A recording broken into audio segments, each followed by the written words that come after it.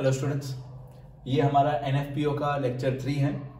Last lecture तक मैं आपको फॉर्मेट्स बता रहा था कि मेन 4 कैटेगरी की ट्रांजैक्शंस होती है।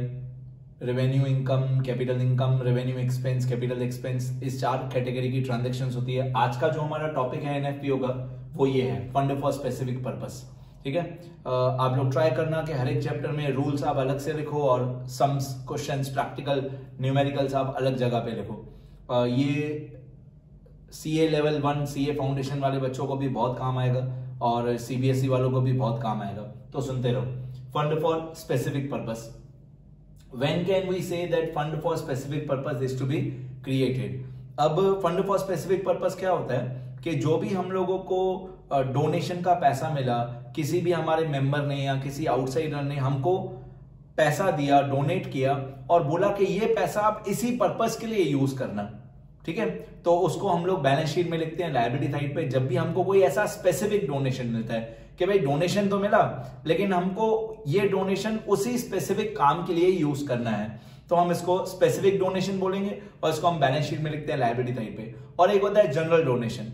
जनरल डोनेशन जो होता है उसको हम लोग इनकम एंड एक्सपेंडिचर अकाउंट में क्रेडिट साइड पे लिखते हैं, मतलब रेवेन्यू इनकम्स। और जो स्पेसिफिक डोनेशन होता है, जो पर्टिकुलर किसी काम के लिए मिला होता है, वो बैलेंस शीट में लिखते हैं हम लोग लायबिलिटी साइड पे। अब मेरी कुछ ट्रिक्स हैं, मैंने जो पूरी एक्सरसाइज वगैरह सारी बुक्स वगैरह देखी हैं, तो मेरी कुछ ट्रिक्स हैं, मेरे कुछ कंक्लूजन्स हैं जो मैं आपको बता रहा हूं कि लायबिलिटी साइड पे कब हमको पता चलेगा कि लायबिलिटी साइड पे कोई भी फंड लिखना है। Prize fund, building fund, sports fund, tournament fund, match fund, कोई भी पर्टिकुलर फंड बैलेंस शीट में लायबिलिटी साइड पे कब लिखना है। आप जितने भी क्वेश्चंस पलटा लोगे और लास्ट में कंक्लूजन आप देखोगे, बहुत सारे बच्चों को यही पता नहीं चलता है कि ये डोनेशन जनरल है कि स्पेसिफिक है, मतलब इनकम एंड एक्सपेंडिचर में आएगा कि क्रेडिट साइड पे इनकम एंड एक्सपेंडिचर में आएगा कि बैलेंस शीट में लायबिलिटी साइड पे आएगा। तो मेरा कंक्लूजन ये है कि हम लोग कब बोल सकते हैं कि हाँ भाई मैच फंड बन गया, या हम कब बोल सकते हैं कि हाँ भाई प्राइस फंड बन गया।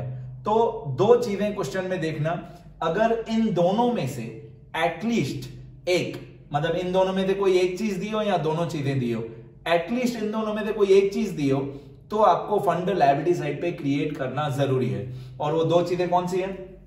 या तो उस फंड का बैलेंस क्वेश्चन में दिया होगा, balance of that fund will be given in the question.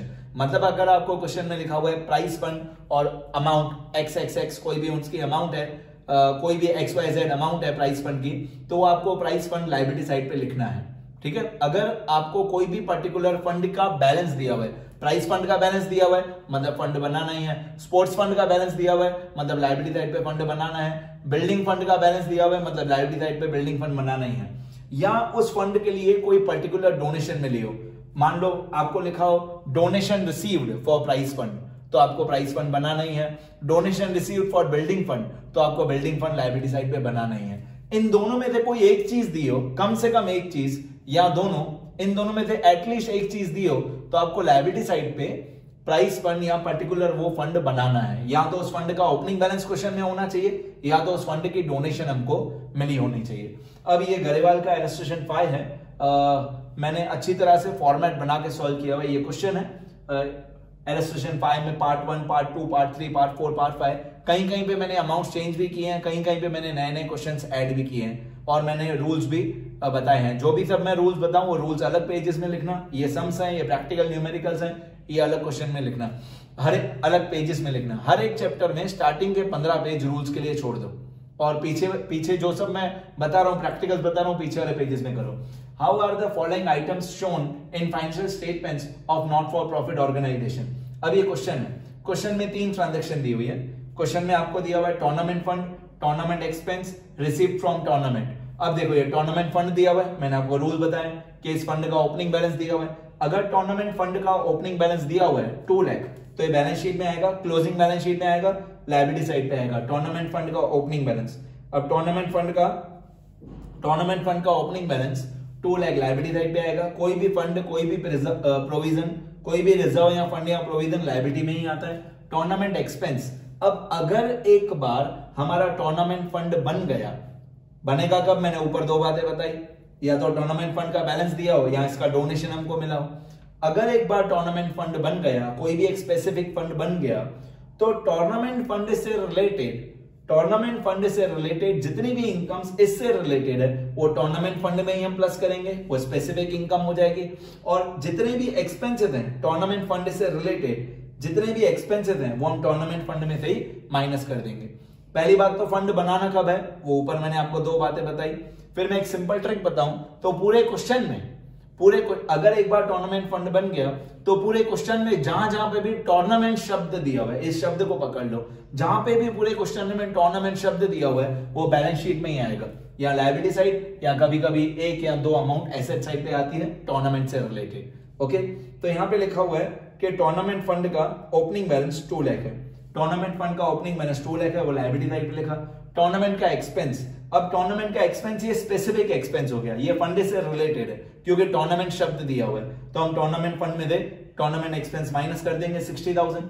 फिर रिसीव फॉर टूर्नामेंट, मतलब टूर्नामेंट की कोई इनकम हमको मिली 80,000, इतना पैसा हमको मिला टूर्नामेंट फंड का, इतना पैसा हमको हमारी इनकम हुई, तो ये इनकम जनरल इनकम नहीं है। मैंने आपको बताया ना, एक बार टूर्नामेंट फंड बन गया, एक बार टूर्नामेंट फंड बन गया तो टूर्नामेंट फंड से रिलेटेड जितनी भी इनकम्स हैं वो टूर्नामेंट फंड में ही प्लस करो, और जितने भी टूर्नामेंट फंड के एक्सपेंसेस हैं वो टूर्नामेंट फंड में से ही माइनस करो। मैं एक सिंपल और बेस्ट एग्जांपल बताता हूं। अगर आपको क्वेश्चन में लिखा हो, यहां पे क्वेश्चन में लिखा हो अंपायर्स, UMPIRE, अंपायर्स फीस, अगर क्वेश्चन में लिखा हो अंपायर्स फीस, अब बहुत सारे बच्चों को लगेगा सर अंपायर तो टूर्नामेंट का ही होगा ना, नहीं, ऐसा नहीं होता है।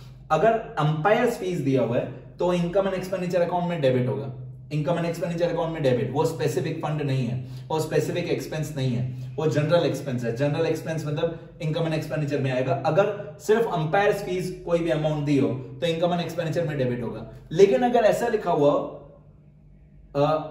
टूर्नामेंट अंपायर फी, मतलब टूर्नामेंट के अंपायर की फी, अगर टूर्नामेंट शब्द दिया हुआ है तो टूर्नामेंट शब्द दिया हुआ है तो टूर्नामेंट फंड में से माइनस होगा, लेस होगा। टूर्नामेंट अंपायर्स फीस वो यहां पे माइनस होगा। और अगर सिर्फ अंपायर फी लिखा हुआ है, सिर्फ अंपायर लिखा हुआ है, टूर्नामेंट नहीं लिखा हुआ है, तो इनकम एंड एक्सपेंडिचर में आएगा। फर्क समझो, जहां जहां पे भी टूर्नामेंट शब्द दिया हो वो टूर्नामेंट फंड में ही प्लस या माइनस होगा। ओके, इसके बाद ये बिलियार्ड मैच एक्सपेंस। अब इसमें कोई बिलियार्ड फंड, बिलियार्ड टेबल का कोई फंड है ही नहीं, सिर्फ बिलियार्ड एक्सपेंस दिया हुआ है, तो ये हमारा जनरल एक्सपेंस है। जनरल एक्सपेंस मतलब इनकम एंड एक्सपेंडिचर अकाउंट में डेबिट होगा। ये कोई स्पेसिफिक फंड का एक्सपेंस नहीं है, क्योंकि बिलियार्ड टेबल का ना फंड दिया हुआ है, ना बिलियार्ड टेबल के लिए हमको कोई डोनेशन मिली है, जो मैंने स्टार्टिंग में 2 पॉइंट आपको बताई थी। या तो बिलियार्ड टेबल का फंड होना चाहिए, या तो बिलियार्ड टेबल की डोनेशन मिलनी चाहिए, तो यहाँ पे ऐसा कुछ भी नहीं है। यहाँ पे सिर्फ लिखा हुआ है बिलियार्ड मैच एक्सपेंस, कोई फंड इस मैच का कोई फंड बनाया नहीं है, बिलियार्ड टेबल का कोई फंड बनाया नहीं है, तो ये हमारा जनरल एक्सपेंस है। जनरल एक्सपेंस है मतलब इनकम एंड एक्सपेंडिचर में ही आएगा। Next, receipt from cinema show tickets, expense of cinema show. अब यहाँ पे भी कोई सिनेमा शो हमारे क्लब में या हमारे रिजॉर्ट में, हमारे ऑर्गेनाइजेशन में कोई सिनेमा शो हुआ होगा, उसका कोई फंड वगैरह तो दिया हुआ नहीं है कि सिनेमा शो का हमने फंड बनाया था या उसके लिए कोई डोनेशन मिली थी। अगर फंड नहीं है, अगर इनका फंड नहीं है, तो रिसिप्ट फ्रॉम सिनेमा शो ये हमारी नॉर्मल रेगुलर इनकम होगी, जनरल इनकम होगी, ये इनकम एंड एक्सपेंडिचर अकाउंट में क्रेडिट होगा। और अगर सिनेमा शो का फंड नहीं है तो सिनेमा का जो भी एक्सपेंस है वो हमारा रेगुलर बिजनेस एक्सपेंस है, मतलब इसमें बैलेंस शीट में कुछ भी नहीं आएगा। रिसिप्ट हमारे जनरल इनकम है, रेवेन्यू इनकम है, इनकम एंड एक्सपेंडिचर में, एक्सपेंस एक्सपेंडिचर में, इनकम एंड एक्सपेंडिचर में, क्योंकि इसका फंड नहीं है तो बैलेंस शीट में इससे रिलेटेड बैलेंस शीट में कुछ नहीं आएगा। ओके, अब धीरे धीरे थोड़ी टिपिकल होती जाएंगी बातें। प्राइस फंड, अब देखो प्राइस फंड का ओपनिंग बैलेंस दिया हुआ है, अगर किसी भी फंड का ओपनिंग बैलेंस दिया हुआ है तो ये आएगा बैलेंस शीट में liability side, price fund 1 lakh, price fund 1 lakh, ये आएगा बैलेंस शीट में लायबिलिटी साइड। अब पूरे क्वेश्चन में, ये क्वेश्चन है, पूरे क्वेश्चन में जहां जहां पे भी प्राइस प्राइस प्राइस प्राइस हो वो सब बैलेंस शीट में आएगा। अगर प्राइस शब्द है तो प्राइस फंड में ही प्लस माइनस होगा, और अगर प्राइस शब्द कहीं पे भी नहीं है तो इनकम एंड एक्सपेंडिचर में आएगा। ठीक है, फंड बनाना कब है, या तो फंड दिया होगा या उसका डोनेशन रिसीव दिया होगा। अब प्राइस फंड दिया है 1 लाख, ये आएगा बैलेंस शीट में लायबिलिटी साइड पे, प्राइस फंड 1 लाख। फिर दिया हुआ है interest on price fund investment, मतलब ये जो प्राइस फंड था वो उसका प्राइस फंड का जो पैसा था वो हमने कहीं पे इन्वेस्ट किया, इन इन्वेस्टमेंट्स पे हमको इंटरेस्ट मिला। Interest on price fund investment 10,000। अब समझो, पहले ये 1 लाख प्राइस फंड आएगा लायबिलिटी साइड, अब ये interest on price fund investment 10,000, ये interest on price fund investment receive हो चुका है 10,000।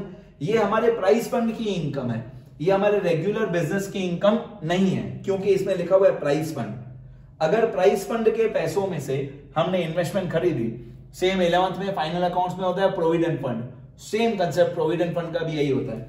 अगर हम लोगों ने प्राइस फंड के पैसों में से इन्वेस्टमेंट खरीदी, इन इन्वेस्टमेंट्स पे हमको कोई भी इनकम मिलती है तो हमारे रेगुलर बिजनेस की इनकम नहीं है। इन प्राइस फंड के इन्वेस्टमेंट्स पे जो भी हमको इनकम मिलती है वो हम प्राइस फंड में ही ऐड कर देंगे, ये हमारे रेगुलर बिजनेस में इनकम में शो नहीं करेंगे। ओके, तो ये प्राइस फंड आएगा लायबिलिटी साइड 1 लाख, मैंने बता दिया। Interest on price fund investment 10,000, ये प्राइस फंड की इनकम है, प्राइस फंड में ही ऐड कर देंगे। नेक्स्ट, प्राइजेस अवॉर्डेड, इसमें भी प्राइजेस शब्द दिया हुआ है, प्राइजेस अवॉर्डेड, ये प्राइस फंड का ही एक्सपेंस है तो प्राइस फंड में से माइनस हो जाएगा। और लास्ट में दिया हुआ है प्राइस फंड इन्वेस्टमेंट्स, ये हमारा एसेट होता है, प्राइस फंड इन्वेस्टमेंट ये हमारा एसेट होता है। फिर जो भी ये प्लस माइनस करके अमाउंट आएगा उसको आउटर कॉलम में लिख देंगे। 1 लाख और 10,000 110 माइनस 20 90,000 आउटर कॉलम में लिख देंगे। प्राइस फंड इन्वेस्टमेंट ये हमारा एसेट हुआ। ओके, अब इसी टॉपिक को लेकर यहाँ पे अमाउंट चेंज की हुई है और एक हिडन एडजस्टमेंट पुटअप की हुई है। समझो, यहाँ पे हमारा अकाउंटिंग ईयर जो होगा, इस क्वेश्चन में हमारा अकाउंटिंग ईयर होगा फ्रॉम 1 अप्रैल 2019 टू, यहाँ पे मेरे को लिखना चाहिए था 31/3/20, मतलब ये हमारा अकाउंटिंग ईयर होगा 1920, 1/4/19 से 31/3/20। अब प्राइस फंड दिया हुआ 80,000, प्राइस फंड दिया हुआ 80,000, सबसे पहले प्राइस फंड 80,000 लायबिलिटी साइड पे आएगा, ये दूसरा क्वेश्चन है। इसके बाद आपको दिया हुआ है 10% price fund investments on 1 April 2019 80,000 rupees. Basically price fund investments 80,000, तो प्राइस फंड इन्वेस्टमेंट 80,000 ये एसेट साइड पे लिख दिया। फिर लिखा हुआ है donation received for price fund, देखो सब जगह पे price price price price price लिखा हुआ है, तो सब जगह पे प्राइस प्राइस प्राइस लिखा हुआ है, तो ये सारी चीजें बैलेंस शीट में आएगी, इसमें इनकम एंड एक्सपेंडिचर में कुछ भी नहीं आएगा। ओके, अब ये जो 10% मैं स्टार्टिंग से बताऊं, price fund 80,000 liability side, 10% price fund investment 80,000 asset side. फिर donation received for price fund, ये प्राइस फंड की इनकम है तो प्राइस फंड में प्लस हो जाएगा, donation received for price fund 12,000। फिर लिखा हुआ है प्राइजेस अवॉर्डेड, ये प्राइस फंड का एक्सपेंस हुआ 14,000, तो प्राइस फंड में माइनस हो जाएगा, प्राइजेस अवॉर्डेड 14,000। अब इस क्वेश्चन की सबसे टिपिकल पॉइंट पे आ जाते हैं, interest received on 10% prize fund आएगा, यहाँ पे स्पेलिंग मिस्टेक है, 10% प्राइज फंड इन्वेस्टमेंट्स 4,000। अब दिमाग लगाओ, 4,000 रुपए interest on price fund investment receive हो चुका है, 4,000 रुपए हम लोगों को इंटरेस्ट ऑलरेडी मिल चुका है। जो 4,000 रुपए इंटरेस्ट हम लोगों को ऑलरेडी रिसीव हो चुका है वो प्राइस फंड में ऐड कर देंगे। मैंने अभी अभी आपको बताया प्राइस फंड के पैसों में से इन्वेस्टमेंट खरीदी, इन इन्वेस्टमेंट्स पे 4,000 रुपए इंटरेस्ट ऑलरेडी मिल चुका है। अब एक हिडन एडजस्टमेंट है इसके अंदर, जब भी परसेंटेज दिया हुआ होता है, जब भी कहीं पे कोई परसेंटेज दिया हुआ है वहां पे हिडन एडजस्टमेंट होगा मतलब होगा। अब 80,000 की इन्वेस्टमेंट्स पे 10%, 80,000 का 10% एक जीरो काट दो, 80,000 का 10% एक जीरो काट दो, 80,000 का 10% होगा 8,000। 8,000 में से 4,000 रुपए हम लोगों को मिल गए, 8,000 रुपीज में से 4,000 रुपए हम लोगों को मिल गए। अभी बाकी 4,000 रुपए और भी हमको मिलना बाकी है। जो 4,000 रुपए हम लोगों को मिलना बाकी है वो हिडन एडजस्टमेंट है, और इस हिडन एडजस्टमेंट के भी दो इफेक्ट्स होंगे। ये 4,000 रुपए हमको मिलना बाकी है, ये आउटस्टैंडिंग वाला 4,000, ये आउटस्टैंडिंग वाला 4,000। आपकी लाइफ टाइम अकाउंटेंसी का ये सबसे बड़ा नाम है, outstanding interest on investments of provident fund. इससे बड़ा कोई अकाउंट्स में नाम ही नहीं होता है, outstanding interest on investments of provident fund, price fund, outstanding interest on investments of price fund. 4,000 रुपए हम लोगों को मिलना बाकी है। दिमाग लगाओ, जो पहला वाला 4,000 क्वेश्चन में दिया हुआ था वो ऑलरेडी रिसीव्ड है, ये पहले से ही मिल चुका है, इसका एक ही इफेक्ट होगा। और जो 4,000 रुपए हमको मिलना बाकी है, आउटस्टैंडिंग है, हिडन एडजस्टमेंट है, इसके दो इफेक्ट होंगे। ये मिलना भी बाकी है, थोड़ा दिमाग लगाओ, थोड़ा टिपिकल है ये 4,000 रुपए मिलना भी बाकी है, और जब मिल जाएगा तो ये हमारे नॉर्मल बिजनेस की इनकम नहीं है, ये प्राइस फंड की इनकम है 4,000। ठीक है, हम लोग अकाउंट्स बनाते हैं अक्रूअल बेसिस पे, मर्केंटाइल बेसिस, अक्रूअल बेसिस, मतलब 4,000 रुपए पहले मिलना बाकी है लेकिन ये हमारी इनकम तो है। तो 4,000 एसेट भी हुआ, 4,000 लायबिलिटी भी हुआ। अब ऐड वाले ऐड कर दो, 80 और 12 92, 92 और 4 96, 96 और 4 1 लाख, 1 लाख माइनस 14,000 86,000, बाकी प्लस माइनस ही करना है। सबसे ज्यादा सीखने जैसे जो पॉइंट थी वो ये 4,000, जितना आउटस्टैंडिंग इंटरेस्ट हमको मिलना बाकी है, ये सीखने जाता था। कैलकुलेशन ऐसे होती है, 80,000 में 10% 8,000 में दिए 4,000 ऑलरेडी मिल चुका है, बाकी 4,000 हमको मिलना बाकी है। तो जो 4,000 हमको मिलना बाकी है वो एसेट में भी ऐड कर देंगे और लायबिलिटी में भी ऐड कर देंगे। ये 4,000 सीखने जैसा था। नेक्स्ट टिपिकल पॉइंट, अब इस क्वेश्चन में सबसे ज्यादा टिपिकल पॉइंट यही है जो रेड फॉन्ट में लिखा हुआ है, expenditure on construction of pavilion during the year 6 lakh. ये क्वेश्चन है आपका, यहां तक पूरा क्वेश्चन है। The construction work is in progress and not yet completed. Pavilion fund as on 31 March 19, इसमें भी हमारा अकाउंटिंग ईयर 1920 है। ये पेविलियन फंड का ओपनिंग बैलेंस है। Pavilion fund on 31 March 2019 was 8 lakh. Donation for pavilion received on 15 September 19 was 10 lakh. Capital fund as on 31 March 19 was 20 lakh. Okay, पहले हम लोग ये तीन अमाउंट सॉल्व कर लेते हैं। पेविलियन फंड 8 लाख, ये पेविलियन फंड 8 लाख, ये लायबिलिटी साइड पे आएगा। फिर donation for Pavilion received on 15 सितंबर 10 लाख, मतलब ये जो पेविलियन फंड था हमारा, पेविलियन मतलब एक तरीके से जो स्पोर्ट्स ग्राउंड में बैठने की सिटिंग अरेंजमेंट होती है, वहां पे पेविलियंस बने हुए होते हैं। तो 8 लाख रुपए पेविलियन फंड का ओपनिंग बैलेंस था। पेविलियन बनाने के लिए, कंस्ट्रक्शन के लिए हमको डोनेशन मिला, कितना? 10 लाख रुपए। तो ये पेविलियन फंड की इनकम है। तो 8 लाख रुपए पेविलियन फंड का ओपनिंग बैलेंस था और 10 लाख रुपए डोनेशन मिली पेविलियन फंड के लिए। और आगे कैपिटल फंड का ओपनिंग बैलेंस है 20 लाख, ये कैपिटल फंड का opening balance 20 lakh. Closing balance sheet liability side first line, capital fund 20 lakh. ये कॉमा थोड़ी कंप्यूटर में, माइक्रोसॉफ्ट एक्सेल में कॉमा थोड़ी अलग स्टाइल में, यूएस स्टाइल में लगी हुई है। ये 20 लाख है, आप ध्यान से देखो 6 जीरोस हैं। फिर ये 8 लाख हो गया लायबिलिटी, ये डोनेशन हो गया 10 लाख, ये हमने पेविलियन फंड में प्लस कर दिया। ये 20 lakh capital fund liability side पे आएगा। अब ये जो कंस्ट्रक्शन है, ये expenditure on construction of pavilion during the year was 6 lakh. ये जो 6 लाख रुपए हमने पेविलियन बनवाने का जो खर्चा हुआ, इस 6 लाख रुपए के 3 इफेक्ट्स होंगे। अब ये थोड़ा टिपिकल है, समझने जैसा है। इसका एग्जैक्ट रीजन कहीं पे दिया हुआ नहीं है, पर इस 6 लाख रुपए के 3 इफेक्ट होंगे। सुनो ध्यान से, जितना हमने पेविलियन कंस्ट्रक्ट करवाया, सबसे पहली बात तो वो हमारा एसेट बन जाएगा। इतना पेविलियन का, या कभी कभी पेविलियन होता है, कभी कभी बिल्डिंग होता है, जितना हमने पेविलियन या बिल्डिंग कंस्ट्रक्ट करवा दिया उतना हमारा एसेट क्रिएट हो गया, एक एसेट बन गया 6 लाख रुपए। ये तो हो गया एसेट। लेकिन एक रूल है कि जितना भी आपने कंस्ट्रक्शन करवा दिया उतना ही 6 लाख रुपए आपको पेविलियन फंड में से माइनस करना है और वही पैसा कैपिटल फंड में ऐड करना है। पेविलियन फंड में लिखना है amount less amount transfer to capital fund, यहां से कर देना है माइनस, और कैपिटल फंड में लिखना है add transfer from building fund. यहाँ पे बिल्डिंग फंड नहीं आएगा, पेविलियन फंड आएगा, मेरी गलती है, यहाँ पे पेविलियन फंड आएगा। तो ये 6 लाख रुपए के 3 इफेक्ट्स होंगे, आपको ऐसे याद करके जाना है। जितना भी हमने बिल्डिंग या पेविलियन कंस्ट्रक्ट करवा लिया उसके 3 इफेक्ट होंगे। एक, एसेट क्रिएट हो गया। दूसरा, ये रूल है कि पेविलियन फंड में से पैसा निकालो, मतलब माइनस करो, और कैपिटल फंड में ऐड कर दो। तो ये 3 इफेक्ट याद करना। ये जो नेक्स्ट एग्जांपल है, ये सेम उसी टाइप का एग्जांपल है, कुछ नया नहीं है। तो मैं सिर्फ स्क्रॉल कर देता हूं, आप लोग पॉज करके लिख लेना बाद में। और जब भी मेरा कोई भी लेक्चर आप लोग समझ रहे हो, पहले पूरा सुन लो अच्छी तरह पूरा लेक्चर, बाद में पेन और नोटबुक लेके, हो सके तो हेडफोन्स लगा के, ईयरफोन्स लगा के एक शांत जगह पे बैठो और सारे नोट्स लिख लो बाद में। पहले पूरा वीडियो सुन लो अच्छी तरह, देख लो अच्छी तरह, लास्ट में शांति से सारे नोट्स लिख लेना, तो एग्जाम में काम आएंगे सब रूल्स। ओके, ये सारी ये सेम ही एग्जांपल है। बिल्डिंग फंड लायबिलिटी साइड पे आएगा, donation received for building fund, तो ये donation received for building fund में प्लस हो जाएगा 9 लाख प्लस 2 लाख, ये 9 लाख में 2 लाख प्लस हो जाएगा। सेम एग्जांपल है। कंस्ट्रक्शन एक्सपेंस 2 मिनट के बाद, capital fund 20 lakh, capital fund 20 lakh. अब कंस्ट्रक्शन एक्सपेंस 6 लाख हुआ, इसके 3 इफेक्ट होंगे।